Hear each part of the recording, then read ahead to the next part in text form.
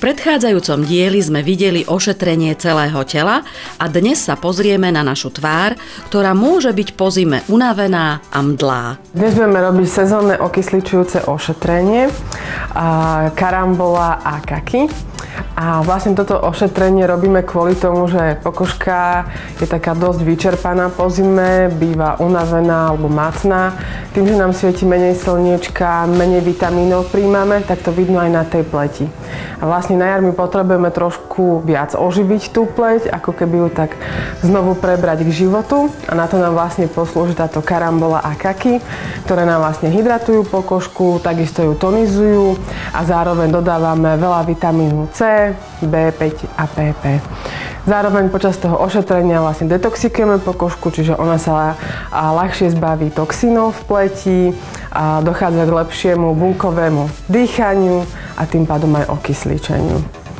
A čo sa týka ošetrenia, tak vlastne okrem toho klasického očistenia povrchového a odlíčenia robíme peeling.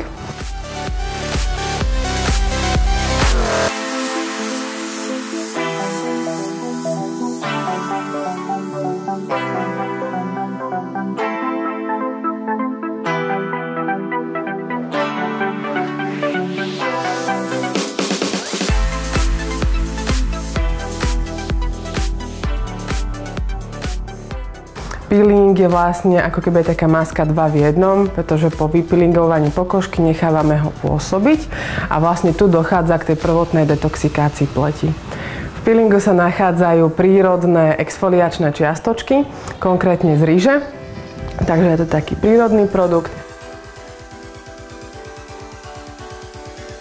Po peelingu vlastne následuje masáž, taká relaxačná. Budeme masírovať tváričku, krk, dekolt, takže to si dámy úplne oddychnú. A Saška, v čom sa líši relaxačná masáž od iných špecializovaných druhov masáží? Pri relaxačnej masáži sú to hlavne také pomalé, upokojujúce techniky a nedochádza tam k takému silnému prekrveniu pokožky, ale to vyslovene je o tom oddychu pre tú klientku. Je to vlastne zmena hlavne v tých pohyboch a o tej sile, za akou sa pracuje. Keď sa robia také, že intenzívne kúry, tak tam sú špeciálne ťahy, ktoré vyslovene majú zaprávať určité aktívne séra, čiže sú zamerané na spevnenie pokožky alebo na zlepšenie toku energie a toto je vyslovene čiste o relaxácii pleti, čiže nie sú tu žiadne také techniky, ktoré by rušili na tej pokožke alebo že by tam boli povedzme nejaké intenzívnejšie podnety. Je to úplne také jemné, príjemné, hladké na tej pleti. A po tej masáži budeme aplikovať masku. Táto maska je špecifická alebo trošku odlišná od takých bežných masiek tým, že pod ním musíme dať podklad, čiže budeme dávať ako keby také sérum, ktoré obsahuje koktejl vitamínov a zároveň pôsobí detoxikačne na pokožku. Na toto sérum aplikujeme potom už samotnú masku, ktorá je ale alginátová, čiže nie je to taká tá klasická krémová maska, ktorá sa len natrie, ale táto maska vyzerá prvotne ako taká kaša. Natrie sa na pokožku, tam to stuhne a potom sa pekne zlupne dole v kuse táto maska.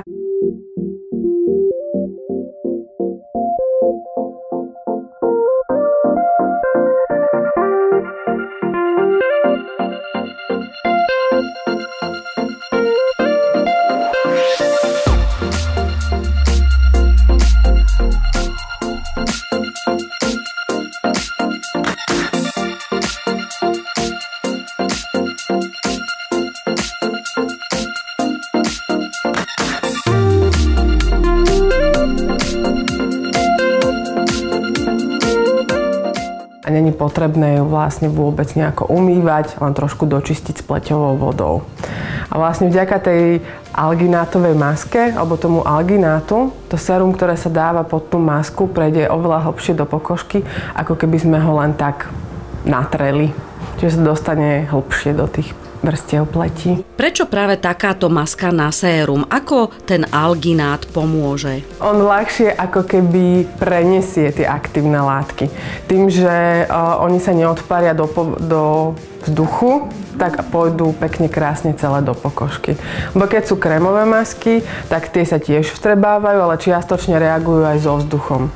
Ale tu tým, že ten alginát je ešte na tom sére, tak už to samotné sérum nebude reagovať so vzduchom, ale prejde priamo krásne do pokožky. Na záver procedúry ešte aplikujeme krémik podľa typu pleti, čiže buď anti-ageový, hydratačný, alebo nejaký posilňujúci krémik a môžeme vlastne aplikovať ešte produkt, ktorý sa volá Krásna pleť. A toto je vlastne taký tonizujúci krémik, ktorý nám tak rozžiari tú pokožku, dá aj taký pekný zdravý nádych a môže sa dávať buď samostatne na krémik, alebo vlastne ako báza pod make-up. Je to taký ľahučký fluidík, ktorý obsahuje aj také jemné pigmentové čiastočky, ale zároveň obsahuje aj vitamíny, ktoré sú obsiahnuté v tom sezónnom ošetrení. Čiže tým, že dodá aj trošku farby do pleti, aj trošku vlastne vitamínov, tak vďaka tomu sa oživí tá pokožka. Takže, ak nepoužívate make-up, toto je pre vás dobrá voľba, ako zjednotiť farbu vašej pleti.